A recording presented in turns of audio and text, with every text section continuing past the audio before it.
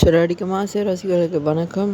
இப்போ வந்திருக்க புது ப்ரொமோவில் ஒரு கேவலமான விஷயம் நம்மளோட ட்ராஃபிக் போலீஸ் செஞ்சுருக்காரு. முத்துவும் அவரோட ஃப்ரெண்டும் ஒரு இடத்துல டீ குடிக்க வராங்க. ட்ராஃபிக் போலீஸும் அவரோட ஃப்ரெண்டும் டீ குடிச்சிக்கிட்டு இருக்காங்க. அந்த இடத்துல முத்துவை பார்த்த ட்ராஃபிக் போலீஸ் கேவலமாக, ஏமாச்சா உனக்கு குழந்தை கிடைக்கல தானே, நம்ம ஒரு டாக்டர்கிட்ட ட்ரை பண்ணோம் அப்படின்னு சொல்லி அவரோட ஃப்ரெண்ட்கிட்ட சொல்கிறாரு.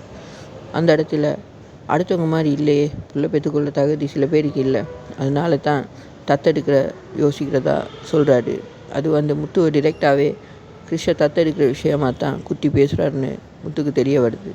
முத்து கோவமாக அவனை பிடிச்சி 2 அடி அடித்து அவனோட சட்டையும் கிழிச்சு விட்றாரு.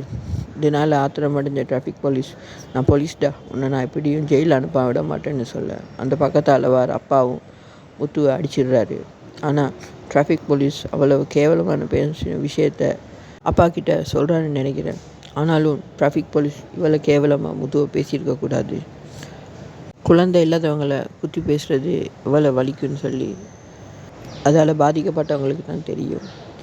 ஆனால் ஒரு போலீஸாக இருந்துக்கிட்டு இவர் இப்படி பேசியிருக்காரு. ஏன் இப்படி ஒரு வன்மத்தை போலீஸ் முத்து மேலே வச்சுருக்காருன்னே தெரியுதில்லை.